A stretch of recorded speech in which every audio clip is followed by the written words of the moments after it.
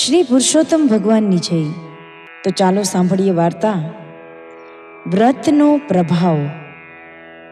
એક નદીના કિનારે ગુરુ શિષ્ય ઝૂંપડી બાંધીને રહેતા હતા. નદીએ સ્નાન કરવા આવતા ભાવિકોને તેઓ બોધ આપતા અને તેમના તરફથી જે કાંઈ દાન દક્ષિણા મળે તેમાંથી પોતાનો જીવન નિર્વાહ ચલાવતા હતા. એવામાં અધિક માસનું આગમન થયું. પવિત્ર પુરુષોત્તમ માસની પધરામણી થઈ અને ગામના લોકો નદીએ નહાવા આવવા લાગ્યા. આવી રીતે રોજ ટોળાબંધ સ્ત્રી પુરુષો સ્નાન અર્થે આવતા. તેથી શિષ્ય વિચારમાં પડી ગયો કે હમણાંથી આટલા બધા માણસો કેમ નદીએ નહાવા આવે છે.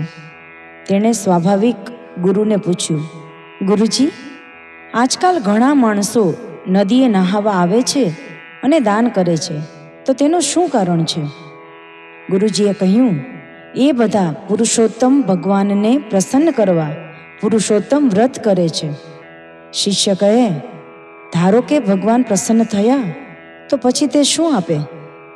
ગુરુજીએ કહ્યું, મનવાંછિત ફળ આપે અને શ્રદ્ધા રાખે તો સાક્ષાત દર્શન આપે. તું પણ વ્રત કરીશ તો તને બ્રહ્મભોજન વખતે ભગવાનના દર્શનનો લાભ મળશે. શિષ્યને ભગવાનના દર્શન કરવાની ઈચ્છા થઈ અને તેણે ગુરુજીના કહેવા મુજબ પુરુષોત્તમ વ્રત આદર્યું. તે તો ભાવપૂર્વક વિધિપૂર્વક વ્રત કરવા લાગ્યો અને જોત જોતામાં બધા દિવસો પસાર થઈ ગયા. મહિનો પૂરો થતાં શિષ્યે બ્રાહ્મણોને જમાડવા વિચાર્યું. તે માટે બધી સામગ્રી તૈયાર કરી તે બ્રાહ્મણોને જમવા બોલાવી લાવ્યો. એક બાજુ રસોઈ તૈયાર થઈ રહી હતી, બીજી બાજુ બ્રાહ્મણો ગુરુજી સાથે સત્સંગ કરતા બેઠા હતા. ચેલો બધાને જમાડવાની તૈયારી કરી રહ્યો હતો. ત્યાં તો એક ભિખારી ભૂખની મોટી રાડો પાડતો ત્યાં આવીને કહેવા લાગ્યો, મને બહુ ભૂખ લાગી છે, ઝટ ખાવા આપો, મને ખાવાનું આપો. એ તો વારંવાર આવી રીતે બોલવા લાગ્યો. આથી શિષ્ય તેને ધમકાવવા લાગ્યો અને બીજા બ્રાહ્મણો પણ દોડી આવીને તેને ઘાંટા પાડવા લાગ્યા. પણ ભિખારી જાણે કોઈનું ન સાંભળતો હોય એમ હઠ કરીને ઊભો હતો. સૌનું ધ્યાન તેના તરફ હતું. આ તો પુરુષોત્તમ ભગવાન સ્વયં ભિખારીનું રૂપ ધરીને ચેલાને દર્શન આપવા આવ્યા હતા. પણ ભગવાનની માયાને કોણ જાણી શકે? ચેલાએ તો ક્રોધના આવેશમાં ભિખારીને ખૂબ જ માર્યો. બ્રાહ્મણોએ પણ ગળદાપાટું માર્યા અને તેને ધક્કા મારીને કાઢી મૂક્યો. ભગવાન દૂર જઈ અંતર્ધ્યાન થઈ ગયા. પછી તો બ્રાહ્મણો જમવા બેસી ગયા અને જમીને દક્ષિણા લઈ ચાલતા થયા. ચેલો વિચારી રહ્યો હતો કે ભગવાન દર્શન આપે પછી જમી લઉં. તેમ વિચારી તે ભગવાનની રાહ જોતો બેસી રહ્યો.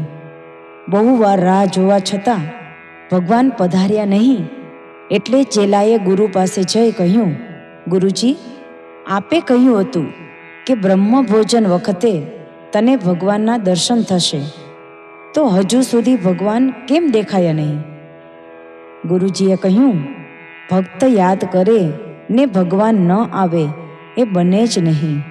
ચેલો કહે, ગુરુજી, હું ક્યારનું ધ્યાન રાખી રહ્યો છું, માત્ર એક ભિખારી સિવાય અહીંયા કોઈ આવ્યું નથી.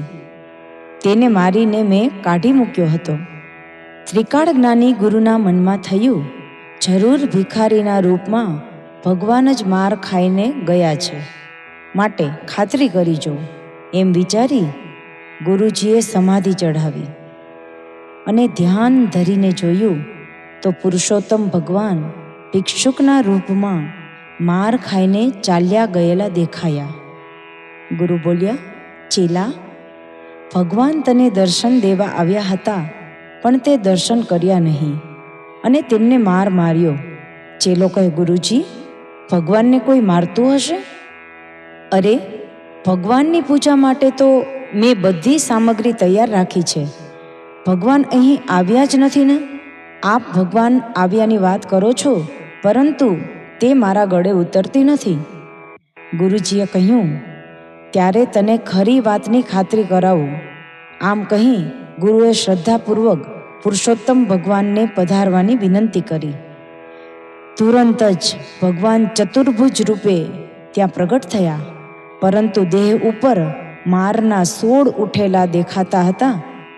કપડાં પણ ફાટેલા જણાતા હતા. ચેલો ભગવાનના ચરણોમાં ઢળી પડ્યો અને પોતાની ભૂલ બદલ ક્ષમા માંગી. ભગવાને તેને ઊભો કરી કહ્યું, ભક્ત, મારા અનંત રૂપ છે. ગમે તે સ્વરૂપે ભક્તની પાસે હાજર થાઉં છું. માટે આજ પછી કોઈ સંત સાધુ કે ભિક્ષુકનો અનાદર કરીશ નહીં. જેઓ આંગણે આવેલાનો અનાદર કરે છે, અપમાન કરે છે, તે ક્યારેક પ્રભુ દર્શનનો લાભ ગુમાવે છે. આટલું કહી ભગવાન અંતર ધ્યાન થઈ ગયા અને ભગવાનના દર્શનનો લાભ મળ્યાથી ગુરુ ચેલો બંને આનંદિત થઈ ભક્તિમાં દિવસો પસાર કરવા લાગ્યા. મન વાંછિત ફળ મળે, સાક્ષાત દર્શન થાય, પુરુષોત્તમ આરાધતા ભવસાગર પાર તરાય. પવિત્ર પુરુષોત્તમ માસના વ્રતનો પ્રભાવ એવો છે કે ભાવિક જે ઈચ્છે તે તેને મળી શકે છે અને તેનું કલ્યાણ થાય છે. શ્રી પુરુષોત્તમ ભગવાનની જય.